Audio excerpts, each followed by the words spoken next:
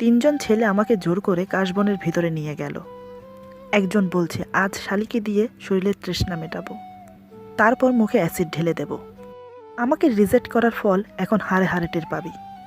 রূপের বেশি দেমাক, তাই না? আজ সব ধূলিসাৎ করব। দেখি কে বাঁচায় তোকে।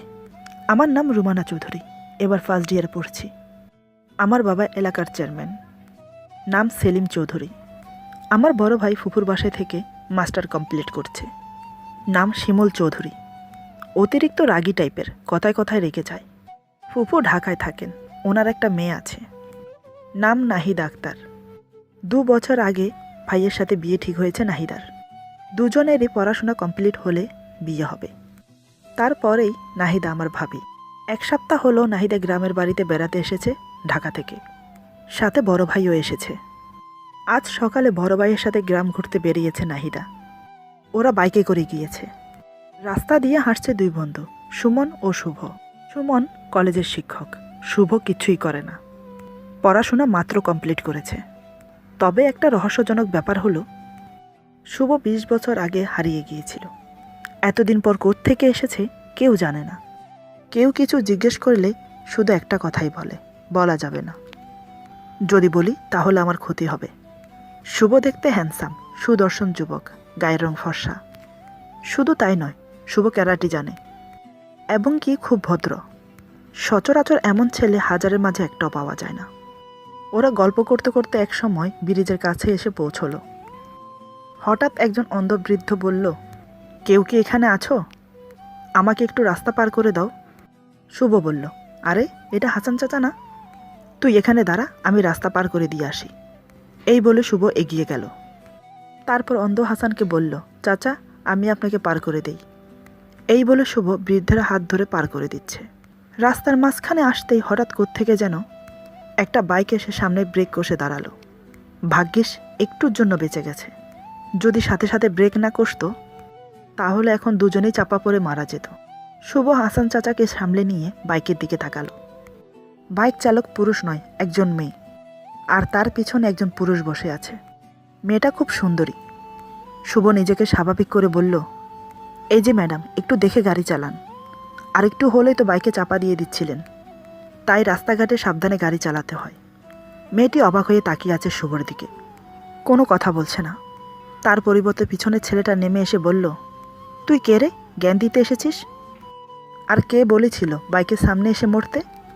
দোষ আমাদের না, আমরা ঠিকভাবেই গাড়ি চালাচ্ছিলাম, বরং তোরাই সামনে এসে পড়েছিস। যত সব, কোত্থেকে যে উঠে আসে কে জানে। আর তুই জানিস আমি কে? এভাবে দুজনের মাঝে অনেক কথা কাটাকাটি হলো। এক পর্যায়ে গিয়ে ছেলেটা কোমর থেকে পিস্তল বের করে। শুভ কৌশলে পিস্তলটা ছিনিয়ে নিয়ে বলে, যত সম্ভব দেখে তো ভদ্রঘরের ছেলে মনে হয়, এত অভদ্রতাভাবে কাজ করো কেন? ভালো হয়ে যাও। এই বলে পিস্তলটা ওর হাতে দিয়ে সুমনকে নিয়ে চলতে থাকে। মেয়েটা তখনও হাঁ করে তাকিয়ে আছে শুভর দিকে। সুমন বলল, কেন বাড়াবাড়ি করতে গেলি? তুই কি জানিস ও কে? ও হচ্ছে চেয়ারম্যানের ছেলে শিমুল। মানুষ হিসেবে ভালো না ওরা। শিমুল তোকে ছেড়ে কথা বলবে না। এখন দেখ সামনে কি কি হয়। শুভ বলল, যা হবার পরে দেখা যাবে। আমি অন্যায়কে প্রশ্রয় দিই না, সেটা তুই ভালো করেই জানোস। শোন না, একটা কথা বলার ছিল। ভাবছি কাল একটু নানার বাড়ি যাব। আমি আসছি পর্যন্ত এখনও যাইনি। সুমন বলল, যা, তবে সাবধানে। তোর নানার বাড়ির গ্রামের আগের গ্রাম শিমুলদের, তাই একটু সাবধানে যাবি। সেদিনের মতো বিদায় নিয়ে যে যার বাড়ি চলে গেল। পরের দিন কথা অনুযায়ী শুভ নানাদের বাড়ি গেল। যাবার সময় শিমুল দেখেছিল শুভকে, কিন্তু কিছু বলেনি। অপেক্ষায় আছে আসার সময় শায়েস্তা করবে বলে। যেমন ভাবা তেমন কাজ। 5 দিন থেকে শুভ বাড়িতে ফেরার সময় শিমুল তার বন্ধুবান্ধব নিয়ে অপেক্ষায় ছিল। দুপুরের দিকে শুভ ওদের গ্রামের উপর দিয়ে যাচ্ছে। হঠাৎ এমন সময় 4-5টা ছেলে শুভকে ঘিরে ধরল। শুভ কম যায় না, ছেলেগুলোকে আচ্ছা করে পিটাই করল। হঠাৎ শিমুল পিস্তল বার করে, সেটাও কৌশল করে ছিনিয়ে নেয়। তারপর শিমুলের হাত লক্ষ্য করে একটা গুলি করে। ওদের মারামারির সময় রাস্তা দিয়ে যাওয়া সব লোক দাঁড়িয়ে দেখছে। তাদের মাঝে কখন যে চেয়ারম্যান সালাম চৌধুরী এসে দাঁড়িয়েছে সেটা কেউ লক্ষ্য করেনি। সাথে নাহিদাও ছিল। সবাই অবাক হলো শুভর ফাইটিং দেখে। একাই 5 জন ছেলেকে শায়েস্তা করল।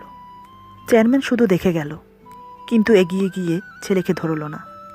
শুভ পিস্তল শিমলের হাতে দিয়ে বলল, আমি ইচ্ছে করলে পুলিশ ডেকে তোমাকে হাজতে পাঠাতে পারি, কিন্তু আমি সেটা করব না। তাই বলছি ভালো হয়ে যাও। এই বলে চলে গেল। শুভ চলে যাওয়ার পর চেয়ারম্যান সাহেব এগিয়ে এসে ছেলেকে খুব বকা দেয়। তারপর হসপিটালে নিয়ে যায়। 5 বন্ধুকে ভর্তি করানো হয় হসপিটালে। বাড়িতে ফিরে শুভ মায়ের প্রশ্নের মুখোমুখি হতে হলো। সারা শরীরে মাটি লেগে আছে দেখে রেহানা বানু ছেলেকে বলল, কিরে, তোর শরীরে এত মাটি কেন? শুভ মিথ্যা বলা একদম পছন্দ করে না, তাই মাকে সত্যিটাই বলতে হলো। সব শুনে রেহানা বানু খুব চিন্তায় পড়ে গেলেন, কারণ তিনি জানেন চেয়ারম্যান লোক ভালো না। ছেলেকে সাবধানে থাকিস বলে ফ্রেশ হয়ে আসতে বলল। শুভ নিজের রুমে গিয়ে পকেটে হাত দিয়ে দেখে মোবাইল নেই। মনে মনে ভাবছে হয়তো মারামারি করার সময় ওখানেই পড়ে গেছে। শুভর আন্দাজটাই ঠিক। মারামারি করার সময় ফোনটা যখন পড়ে যায়, সেদিকে কারো লক্ষ্য না থাকলেও নাহিদার ছিল। তাই সে সবার চোখের আড়ালে গিয়ে ফোনটা উঠিয়ে নেয়। এদিকে শুভ ফ্রেশ হয়ে খাবার শেষ করে সুমনদের বাড়ি গেল। দেখে সুমন বারান্দায় বসে আছে। শুভকে আসতে দেখে সুমন এগিয়ে এসে হাত বাড়িয়ে বলল, কেমন আছিস, কখন এলি? শুভ সুমনের হাত ধরে বলল, ভালো, একটু আগে এসেছি। তা তুই কেমন আছিস? সুমন বলল, ভালো। আসতে কোনো সমস্যা হয়নি তো? শুভ বলল, হয়েছে, সব বলবো, চল আগে পুকুর পাড়ে গিয়ে বসি। তারপর 2 বন্ধু পুকুর পাড়ে গিয়ে বসে। শুভ বলতে আরম্ভ করলো কি কি হয়েছে আসার সময়। সব শুনে সুমন অবাক হয়ে বলল, তোর তো সাহস কম না, চেয়ারম্যানের এলাকায় গিয়ে চেয়ারম্যানের ছেলেকে মেরে এসেছিস। বাপ রে, তোর সাহস আছে বলতে হবে। শুভ বলল, বাদ দে এসব কথা, তোর ফোনটা দে, আমার ফোনে কল করে দেখি কেউ ধরে কিনা। সুমন ফোনটা দিল। ওই দিকে আমি কলেজ থেকে ফিরে নাহিদা থেকে সব শুনে রীতিমতো রেগে গেলাম।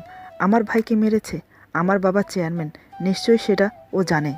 বাবা সব কিছু দেখেও কিছু বলল না কেন? না, এত বড় অপমান মেনে নেওয়া যায় না, আমি এর শেষ দেখে ছাড়ব। নাহিদা ফোনটা বের করে আমাকে দেখিয়ে বলল, এটা ওই ছেলেটার ফোন, মারামারির সময় পড়ে গেছে, তাই আমি নিয়ে এসেছি। আমি ফোনটা এক প্রকার ছিনিয়ে নিলাম। তারপর বললাম, এই ফোনটার জন্য নিশ্চয়ই আসবে, তখন ওকে শায়েস্তা করব। এমন সময় ফোনটা বেজে উঠল।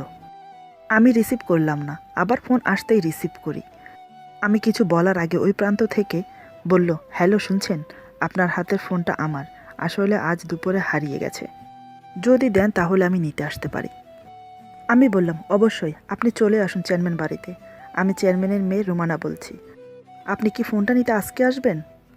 শুভ বলল, আপনার যদি সমস্যা না হয় তাহলে আজ আসতে পারি। আমি বললাম, কোনো সমস্যা নেই, আপনি বিকেলের দিকে আসুন। ঠিক আছে বলে ফোন কেটে দিল শুভ। সুমন বলল, কী রে, কার সাথে কথা বললি? শুভ বলল, চেয়ারম্যানের মেয়ে রুমানা। ফোনটা ওদের বাড়ির কেউ পেয়েছে, বলছে আজ বিকেলে যেয়ে নিয়ে আসতে। আমার নাম শুনে সুমনের চোখ চকচক করে উঠল, কারণ সেই হাই স্কুল থেকে আমাকে ভালোবাসে। এখন বর্তমান সে কলেজ টিচার, কিন্তু এখনও পর্যন্ত আমাকে ভালোবাসে কথাটা বলতে পারেনি। বর্তমান সুমন আমার স্যার। হতবাক হয়ে বলল, তুই কি পাগল হলি? ওই বাড়িতে গেলে তোকে ছেড়ে দেবে? চেয়ারম্যানের ছেলেকে মেরেছিস তুই। আমার মনে হয় আজ না গিয়ে কাল চল। শুভ বলল, তুই এত ভীতু কেন রে? গেলে আজই যাব, কারণ আমি কথা দিয়েছি আজ যাব বলে। এখন তুই যাবি কিনা বল, নয়তো আমি একা যাব। সুমনের ইচ্ছা হলো না শুভকে একা ছাড়তে, তাই 2 বন্ধু রওনা দিল। বিকেলের দিকে চেয়ারম্যানের বাড়িতে পৌঁছলো। কাজের ছেলে এসে ওদেরকে ড্রয়িং রুমে বসালো। কিছুক্ষণ পর আমি আর নাহিদা ড্রয়িং রুমে প্রবেশ করি। আমাদের দুজনকে দেখে ওরা দুজন দাঁড়িয়ে গেল। সুমন স্যারকে দেখে আমি একটু অবাক হলাম। আমি বললাম, আসসালামু আলাইকুম স্যার, আপনি এখানে হঠাৎ? সুমন আমার চোখে চোখ রেখে বলল, আমি শুভর সাথে এসেছি, আসলে শুভ আমার বেস্ট ফ্রেন্ড। আমি বললাম, আপনারা দাঁড়িয়ে কেন, বসুন। শুভ বলল, বসার সময় নেই, সন্ধ্যা হয়ে যাচ্ছে, দয়া করে ফোনটা দিলে আমরা যেতে পারি। আমি বললাম, সে কি, কিছু না খেয়েই চলে যাবেন? শুভ বলল, অন্য একদিন এসে না হয় খাবো, আজ হাতে সময় নেই। আমি রসিকতা করে বললাম, ভয় পাচ্ছেন? ভয় পাওয়ার কিছুই নেই, বাসায় কেউ নেই, বাবা আর বড় ভাইয়া এখনও হসপিটাল থেকে ফেরেনি। শুভ বলল, দেখুন, আমি যদি ভয় পেতাম তাহলে ফোন নিতে আসতাম না। আমি লক্ষ্য করলাম নাহিদা এক পলকে তাকিয়ে আছে শুভর দিকে, আর শুভ তাকিয়ে আছে আমার দিকে। তার সাথে পাল্লা দিয়ে সুমন স্যারও তাকিয়ে আছে আমার দিকে। তারপর কিছুক্ষণ কথা বলার পর ফোন নিয়ে চলে গেল। রাস্তায় এখন 2 বন্ধু হাঁটছে। সুমন প্রথম বলল, একজন এমএলএর ছেলে, নাম জাফর। সে বলল, মালটাকে খুব পছন্দ হয়েছে রে, এরে আমার বউ বানাইতে চাই। এই বলে বাড়ি ফিরে বাবাকে বলল, আমি চেয়ারম্যানের মেয়েকে বিয়ে করতে চাই, ওকে আমার খুব পছন্দ হয়েছে। সালাউদ্দিন ছেলেকে খুব ভালোবাসেন, কোনো আবদার কখনো অপূরণ রাখেনি। ছেলে বিয়ে করবে, এটা তো খুব ভালো কথা। তাই ঘটককে ডেকে বললেন, ছেলের বিয়ের প্রস্তাব নিয়ে চেয়ারম্যানের বাড়ি যাও, ওনার মেয়েকে আমার ছেলের খুব পছন্দ হয়েছে। ঘটক আর দেরি করল না। সেদিন সন্ধ্যায় বাবার কাছে এলেন আমার বিয়ের প্রস্তাব নিয়ে। ঘটকের মুখে এমএলএর ছেলের কথা শুনে বাবা মনে মনে ভাবতে লাগলো, কারণ জাফর ছেলে হিসেবে ভালো না, খুব বাজে একটা ছেলে। দেখতে কালো, চেহারাটাও এত সুন্দর না, দেখলেই বমি আসে। বাবা বলল, দেখুন মেয়ে এখন বড় হয়েছে, তার মতামতের প্রয়োজন আছে, আপনি না হয় কাল আসুন, তারপরে জানাচ্ছি। বাবার কথা শুনে ঘটক চলে গেল। তার পরের দিন সে আবার এলো। বাবা বললেন, মেয়ের সাথে কথা বলেছি, সে এখন বিয়ে করতে চায় না, পড়াশোনা শেষ করে তারপর বিয়ে করবে। এখন মেয়ের বিরুদ্ধে তো যেতে পারছি না। এই কথা শুনে ঘটক চলে গেল। এমএলএর কাছে গিয়ে সব কথা খুলে বলেন। তখন জাফর সেখানেই ছিল। সব শুনে জাফর মনে মনে খুব ক্ষুণ্ণ হলো, আমার উপরে প্রতিশোধ নেবে পণ করল। আমি এসব সম্বন্ধে কিছুই জানি না, বাবা আমাকে কিছুই বলেনি, বাবা নিজে থেকে রিজেক্ট করে দিয়েছে। তিনি জানেন জাফর কেমন ছেলে। এদিকে নাহিদা ঢাকা চলে গেছে, কিন্তু মনে শান্তি নেই। কি করে থাকবে তার মনে শান্তি? তার মন তো শুভর কাছে রেখে গেছে। ভাইয়া কিছুটা আন্দাজ করতে পারলো ব্যাপারটা, তাই নাহিদার সাথে তার কথা কাটাকাটি হয় শুভকে নিয়ে। তারপর রাগ করে ওদের বাসার থেকে বন্ধুর বাসায় গিয়ে ওঠে। 2-4 দিন চেষ্টা করলো শুভকে ভুলে থাকার জন্য, কিন্তু পারছে না। একদিন রাত 10টার পর শুভকে ফোন দিল। শুভ তখন নিজের রুমেই ছিল, একটা হিস্টোরি লিখছিল। হঠাৎ ফোনের রিং হতেই দেখে রং নাম্বার, তাই রিসিভ করেনি। কয়েকবার রিং হওয়ার পর শুভ ফোন রিসিভ করলো। ফোনটা রিসিভ হতেই নাহিদা বলল, হ্যালো, কেমন আছেন? শুভ বলল, ভালো, এতদিন পর বুঝি মনে পড়ল? নাহিদা বলল, আপনি আমাকে চিনতে পেরেছেন? শুভ বলল, তোমার কণ্ঠস্বর কী করে ভুলি। দেরি করে হলেও তুমি যে আমাকে ফোন করেছো, সেজন্য তোমাকে অসংখ্য ধন্যবাদ। আমি জানতাম তুমি ফোন করবে। আমার নাম্বারটা কোথায় পেলে? নাহিদা বলল, যখন আপনার ফোনটা আমার কাছে ছিল তখন গোপনে নিয়েছি। আপনার সাথে কথা বলে অনেকটা শান্তি পাচ্ছি। শুভ বলল, তুমি কিন্তু ভুল করছো। চিন্তা না করে তৎক্ষণাৎ পাঞ্জাবিটা পরে নিলাম। তারপর ছেলেগুলোকে আচ্ছা মতো ধোলাই করলো। কারো হাত কারো পা ভেঙেছে। এরপর আমাকে উদ্দেশ্য করে বলল, আপনার কোথাও লাগেনি তো? লজ্জায় মাথা নিচু হয়ে আছে, চোখ দিয়ে জল পড়ছে, মুখে কিছু বলার শক্তি পর্যন্ত নেই আমার, তাই মাথা নেড়ে না সম্মতি জানাই। শুভ বলল, চলুন আপনাকে বাড়ি পৌঁছে দিই। কিছুক্ষণের মধ্যে বাড়ি এসে মাকে জড়িয়ে ধরে কান্নায় ভেঙে পড়লাম। আমার শরীরের অবস্থা দেখে মা অনুমান করতে পারল আমার সাথে কি হয়েছে। তারপর আমি শান্ত হয়ে মাকে সব খুলে বললাম। মা শুভকে অনেক শুক্রিয়া জানালো। আমি বললাম, আজ যদি আপনি সময় মতো না আসতেন, জানি না আজ আমার কি হতো। আপনাকে ধন্যবাদ জানিয়ে ছোট করব না। এই বলে ওর পাঞ্জাবিটা দিলাম। শুভ পাঞ্জাবিটা হাতে নিয়ে বলল, দেখুন, আমি মানুষ হিসেবে কর্তব্য পালন করেছি, এর চেয়ে বেশি কিছু না। আল্লাহর কাছে শুকরিয়া আদায় করুন, তিনি সব কিছুর মালিক। তিনি চেয়েছেন দেখে আমি ওখানে গিয়ে পৌঁছেছি। তারপর শুভ বিদায় নিয়ে চলে গেল। মনে মনে ভাবলাম, যাকে শায়েস্তা করব ভেবেছি, আজ তার কারণে আমি পুনর্জন্ম পেলাম। মনে মনে শুভকে ভালোবাসতে শুরু করলাম, কারণ আমাকে বাঁচানোর সময় আমার শরীরের অনেক অংশ দেখে ফেলেছে। তাই রাতে ফোন করে নাহিদাকে সব শোনালাম। সব শুনে নাহিদা অবাক হয়ে গেল। এটাও বললাম আমি শুভকে ভালোবাসি। জানি না এ কথা শুনে নাহিদা কেমন চুপসে গেল। বেশিক্ষণ আর কথা বলল না, ফোন কেটে দিল। তার পরের দিন আমি শুভকে ফোন দিয়ে সব কিছু বলি। সব শুনে শুভ বলল, দেখুন, আমার সৌভাগ্য হতো আমি যদি আপনাকে ভালোবাসতে পারতাম। আপনি আমার জীবনে আসার আগে একজন আমাকে দখল করে নিয়েছে। আমরা একে অপরকে খুব ভালোবাসি, তাই আমি আপনার ভালোবাসা গ্রহণ করতে পারছি না। মাফ করবেন আমাকে। আমরা ভালোবাসা আবদ্ধ হতে না পারলে কি হয়েছে, আমাদের সম্পর্কটা অন্যভাবেও রাখতে পারি। ভাই বোনের সম্পর্কে একটা কথা বলছি, মাইন্ড করবেন না। আমার বন্ধু সুমন আপনাকে অনেক ভালোবাসে, কিন্তু ভয় বলতে পারছে না। সুমন ছেলে হিসেবে ভালো, সে আপনাকে অনেক ভালো রাখবে।